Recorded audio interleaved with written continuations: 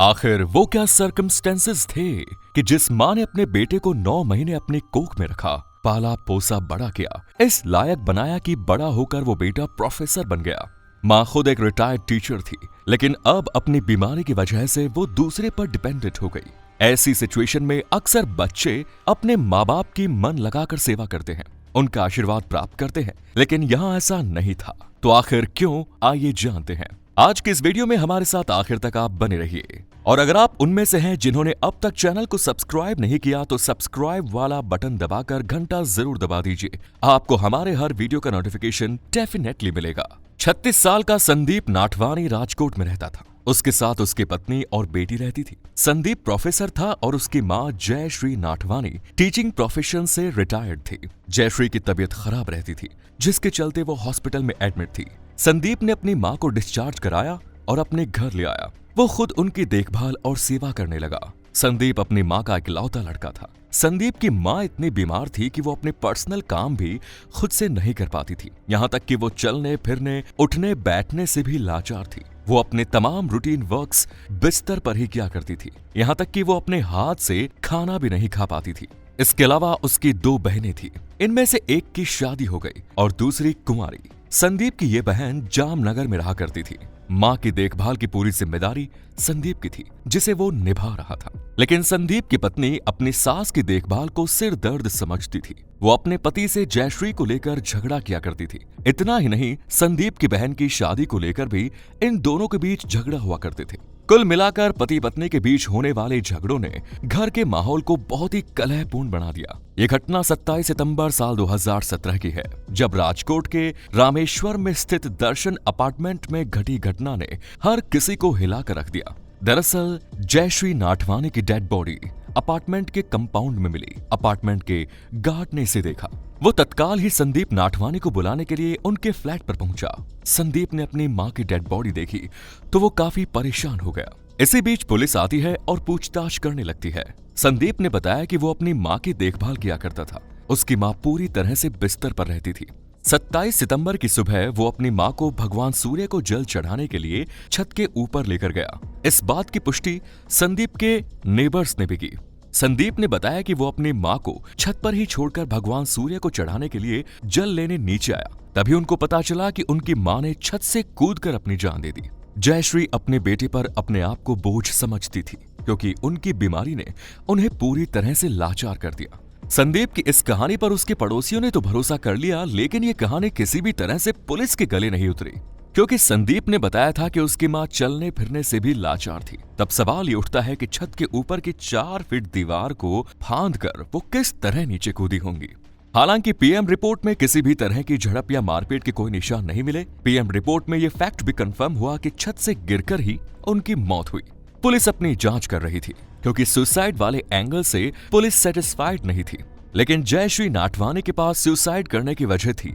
ये हो सकता था कि उसे अपने बच्चों के साथ रहना तो अच्छा लग रहा था, अपने बेटे से सेवा करवाना भी अच्छा लग रहा था, लेकिन उसकी वजह से उसके बेटे और बहू के बीच में जो झगड़े हो रहे थे, उसकी वजह से जो कलह हो रही थी, वो जयश्री को अच्छी नहीं लग रही होगी और इसी वजह से उसने अपने आप को खत्म करने का फैसला किया। पुलिस को इस मामले में किसी ब्रेक थ्रू की तलाश थी और इस घटना के 3 महीने बाद पुलिस को एक गुमनाम चिट्ठी मिलती है। ये चिट्ठी किसने लिखी, इसके बारे में तो कोई इन्फॉर्मेशन नहीं थी, लेकिन इस चिट्ठी में जो लिखा था वो संदीप नाठवानी की बताई गई कहानी से बिल्कुल उलट था। इस चिट्ठी में साफ साफ लिखा था कि ये जयश्री नाठवानी ने आत्महत्या नहीं की, बल्कि उनकी हत्या हुई है। इस फैक्ट के सामने आने के बाद पुलिस हरकत में आती है और उसने पूरे अपार्टमेंट के सीसीटीवी फुटेज को खंगालना शुरू किया। एक सीसीटीवी फुटेज में जो नजर आया वो कुछ इस तरह था। जयश्री नाठवानी को संदीप 27 सितंबर को छत पर ले जाते हुए देख रहे हैं, लेकिन जयश्री की हालत बहुत खराब नजर आ रही है। वो अपनी चप्पल भी पहन नहीं पा रही। उन्हें चप्पलें भी उनके बेटे संदीप ने पहनाई। 4 सीढ़ियां चढ़ने में भी उनको लगभग 20 मिनट का समय लगता है। तब पुलिस का शक और भी पुख्ता हो जाता है, क्योंकि जब जयश्री को सीढ़ियां चढ़ने में प्रॉब्लम हो रही है तो वो 4 फुट ऊंची दीवार को कैसे फांद सकती है। इतना ही नहीं, वो दीवार से लगभग 10 फुट की दूरी पर मौजूद थी, तो इतनी दूरी उसने कैसे तय की। समस्या ये थी कि पूरी बिल्डिंग में छत ही एक ऐसी जगह थी जहां पर सीसीटीवी कैमरा नहीं लगा था। इसलिए पुलिस को वहां की कोई फुटेज नहीं मिल पाई। इस पूरे सीसीटीवी फुटेज से एक बात तो तय थी कि जयश्री नाटवानी अपने आप छत से नहीं कूद सकती, यानी उनका मर्डर हुआ था। किसी ने उन्हें छत से फेंका तो था, या फिर उनके साथ कोई ना कोई अनहोनी जरूर हुई थी। जयश्री की मौत के बाद संदीप के पड़ोसियों ने संदीप की पत्नी के बिहेवियर को नोटिस किया, और जब इसकी जानकारी पुलिस को दी गई तो पुलिस भी हैरान हो गई। दरअसल जयश्री की मौत को लगभग 1 घंटा बीत चुका था। बिल्डिंग के सारे लोग वहां पर इकट्ठा हो गए थे। तब जाकर संदीप की पत्नी बाहर आई। उसकी सास की डेड बॉडी सामने पड़ी थी, लेकिन उसके फेस के एक्सप्रेशन से ऐसा नहीं लग रहा था कि उसे कोई तकलीफ हो रही है। जयश्री नाटवानी की हत्या के सिलसिले में पुलिस का शक सीधे सीधे उसके बेटे संदीप और उसकी पत्नी पर जा रहा था। पुलिस के पास जब जयश्री नाटवानी की मेडिकल रिपोर्ट आई तो उस मेडिकल रिपोर्ट के अकॉर्डिंग जयश्री नाटवानी ब्रेन हेमरेज का शिकार हुई थी और उनकी बॉडी पैरालाइज हो चुकी थी।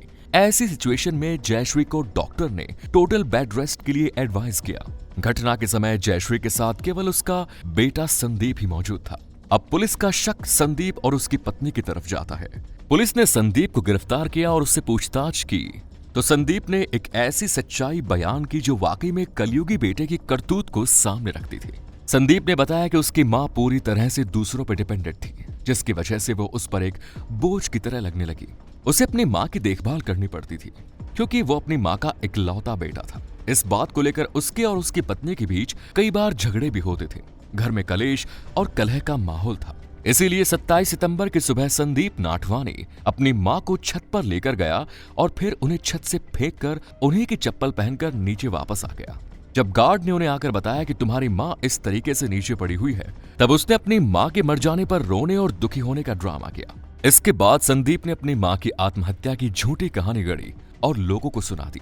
इस सच्चाई के सामने आने के बाद सीसीटीवी फुटेज में कैद हुआ वीडियो जब सोशल मीडिया पर आता है तो देखते ही देखते वायरल हो गया और लोगों ने संदीप जैसे बेटे की निंदा करना शुरू कर दी। आखिर कोई बेटा अपनी ही मां के साथ ऐसा कैसे कर सकता है? भले ही मां बीमार थी, बिस्तर पर पड़ी थी, लेकिन उसकी जान लेना कभी नहीं था। अपनी मां की हत्या करने के बाद संदीप बाकायदा नीचे आया और अपने बेडरूम के भीतर जाकर बैठ गया। जब सिक्योरिटी गार्ड ने आकर उसे बताया तब उसने सर्टेनली अपने रिएक्शन को चेंज किया और मां की मौत पर रोने का ड्रामा करने लगा। जब संदीप को लगा कि वो अपनी मां की हत्या के आरोप में पूरी तरह फंस चुका है तो पुलिस ने उसे अरेस्ट कर लिया और तब उसे चेस्ट में पेन हुआ और हॉस्पिटलाइज्ड किया गया। हॉस्पिटल से डिस्चार्ज होने के बाद पुलिस ने उसे री अरेस्ट किया। फिर उसके ऊपर ट्रायल चलने लगा। जस्टिस पीएन दवे ने इस कलयुगी बेटे को अपनी 64 वर्षीय बीमार मां की मौत के लिए जिम्मेदार ठहराते हुए उम्र कैद की सजा सुनाई। संदीप के खिलाफ उसकी बहनों ने भी गवाही दी। उन्होंने अदालत को बताया कि किस तरह उनके भाई और भाभी उनकी मां के साथ दुर्व्यवहार किया करते थे। संदीप के पड़ोसियों ने भी संदीप की पत्नी और संदीप के व्यवहार के बारे में जानकारी दी। लेकिन इन तमाम चीजों से एक सवाल जरूर खड़ा होता है कि संदीप ने जो किया, कहीं ना कहीं इसके पीछे उसकी पत्नी का भी हाथ था। अगर उसकी पत्नी लगातार संदीप से झगड़ा नहीं करती, अपनी सास की सेवा करती, तो शायद संदीप ऐसा कदम कभी नहीं उठाता। लेकिन अपनी मां का हत्यारा केवल संदीप ही ठहराया गया और फिर उसे सजा भी हुई। आप इस बारे में क्या सोचते हैं? कमेंट्स में जरूर बताएं। धन्यवाद।